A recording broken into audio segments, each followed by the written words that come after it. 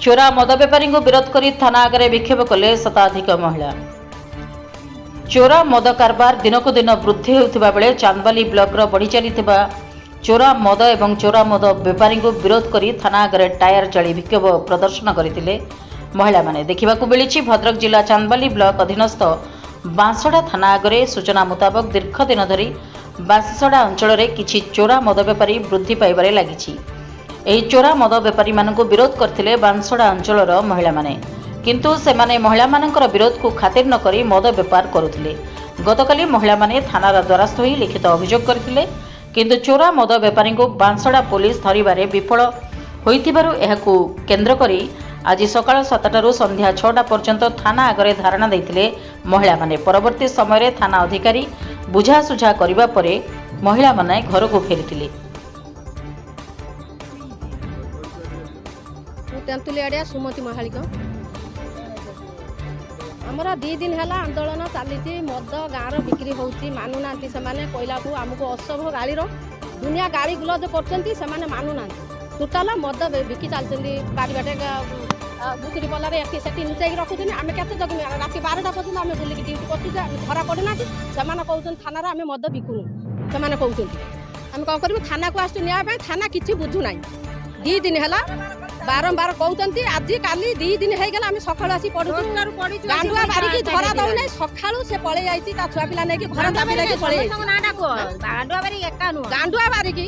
श्याम महालिक अरुण महालिक अक्षय महालिक कालिया महालिक ये 5 जन बिकुंट छेड़ाकर 3 छेड़ाकर 3 जन छेड़ाकर रही बंका बंका बेरा थाना को 2 दिन थाना बाबू किसी बुझुना बस 2 घंटा बस सी आसुँच 3 घंटा बस सका आसी 4टा टाइम है एपर्त गांडुआ बारिक आसुना 2 जन व्यक्ति आसुँच आउ 2 जन आसी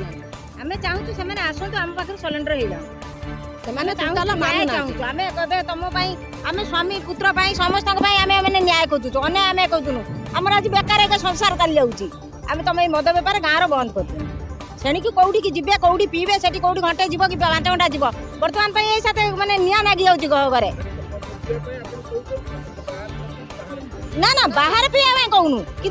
बाहर को गला मैंने टाइम दरकार बर्तमान गाँ गहली पूरा टोटाल बंद हो जाऊ घर घर का मद घर घर का मद पी पी के पूरा हताश हो गले लोक किसी ना संसार संसार तो आम आज भासीगला आम कौन करूँ आज रही मो ना शाश्वती मुदुली मुझे छेड़ाकर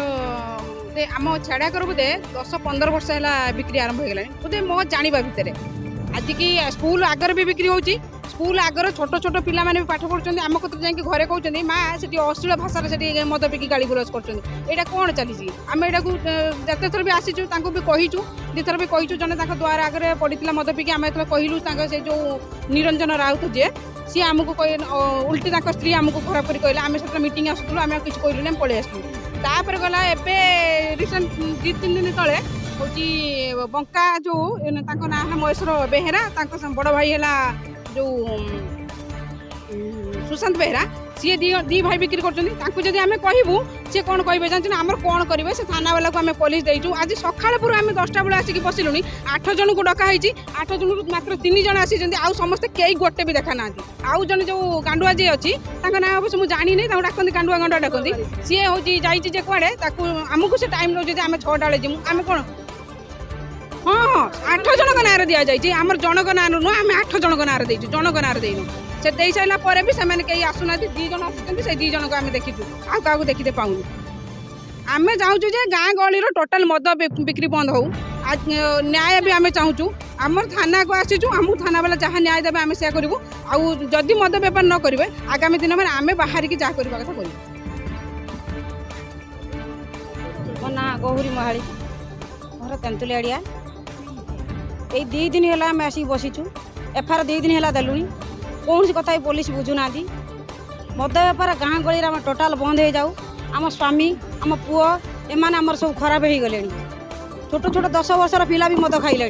खराब हो गले तेणुक आम यहाँ टोटाल बंद हो जाऊ आम चाहूँ यहाँ बंद हो जाऊ आ जदि भी किसी आईन की आसी किसी न बुझती आम जी मंडल स्त्री लोक अच्छु जहाँ कथा करूँ आगे पाखक आसबू ना ଆମେ ଯାହା ବୁଝିବା କଥା ବୁଝିବୁ ତାପରେ ଆଙ୍କ କତିକି ଆଉ ଆସିବୁନି ଆସିଦିନୁ ତ ଆମ କଥା ବୁଝିଲେ ନାଇଁ ନା ଆମେ କାହିଁ କୌଣସି ବାରେ ଆଉ ଆସିବୁ ଆଙ୍କ ପାଖକୁ ହେଇଗଲାଣି 10-20 ବର୍ଷ ହେଇଗଲାଣି ବେପାର ହେଲାଣି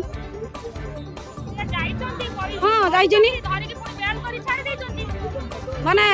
ସନ୍ଧ୍ୟା ବେଳେ ଧରି ଆଣିବେ ରାତି 12ଟାକୁ ଛାଡ଼ିଦେବେ ହଁ ନଉଛନ୍ତି ନ ନେଲେ ଖାଲି ଛାଡ଼ି ଦିଅନ୍ତେ ଏମାନଙ୍କୁ ଯଦି ସେ ନ ନଉଛନ୍ତି ଖାଲି ଏମାନଙ୍କୁ ଛାଡ଼ି ଦଉଛନ୍ତି ନା ସନ୍ଧ୍ୟା ବେଳେ ଧରି ଆଣିବେ 12ଟା ବେଳେ ଛାଡ଼ିଦେବେ ୟାର ମାନେ କ'ଣ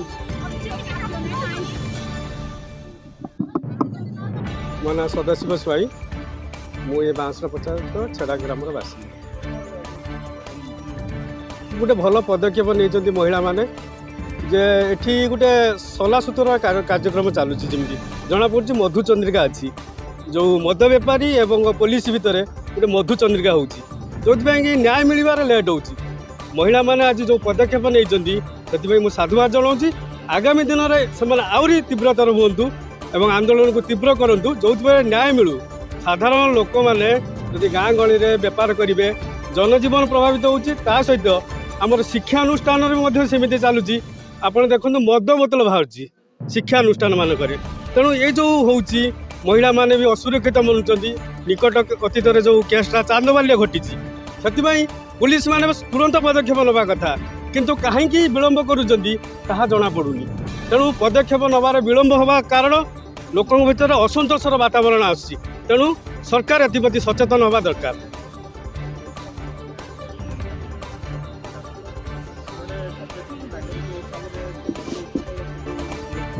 ଅନେକ ସମୟରେ ବିରୋଧ ହେଇଛି କିନ୍ତୁ ଏମିତି ବିରୋଧ ହେଇନଥିଲା ସେଥିପାଇଁ ତ ମହିଳାମାନଙ୍କୁ ସାଧୁବାଦ ସେମାନେ ଫ୍ରଣ୍ଟକୁ ଆସିଛନ୍ତି ଏବଂ ବିରୋଧ କରୁଛନ୍ତି ଏଇଟା ଛୋଟ କଥା ନୁହେଁ ଆଜି ମାନେ ମହିଳାମାନେ କାହିଁକି ପଦାକୁ ବାହାରୁଛନ୍ତି ଯେତେବେଳେ ଯଦି ଅରାଜକତା ବଢ଼ିଯାଏ ନା ରାମ ରାଜ୍ୟ ପ୍ରତିଷ୍ଠା ପାଇଁ ସେତେବେଳେ କେହି ଯୁଗ ଜନ୍ମ ହୁଅନ୍ତି ଏମାନେ ଯୁଗ ଜନ୍ମ ବୋଲି ମୁଁ ମାନିବି ନ୍ୟାୟ ପାଇଁ ସେମାନଙ୍କୁ ତୁରନ୍ତ ଆକ୍ସନ୍ ନିଆଯାଉ ତାଙ୍କ ବିରୁଦ୍ଧରେ ଏବଂ ମହିଳାମାନେ ଯେଉଁ ଦାବି କରୁଛନ୍ତି ସେମାନଙ୍କ ଦାବିକୁ ପୂରଣ କରାଯାଉ ଚାନ୍ଦବାଲିରୁ ଅଭୟ ଦାସଙ୍କ ସହ ନିରଞ୍ଜନ ସାହୁଙ୍କ ରିପୋର୍ଟ ରିପବ୍ଲିକ୍ ଓଡ଼ିଶା ସାଧାରଣ ଲୋକଙ୍କ ସ୍ୱର।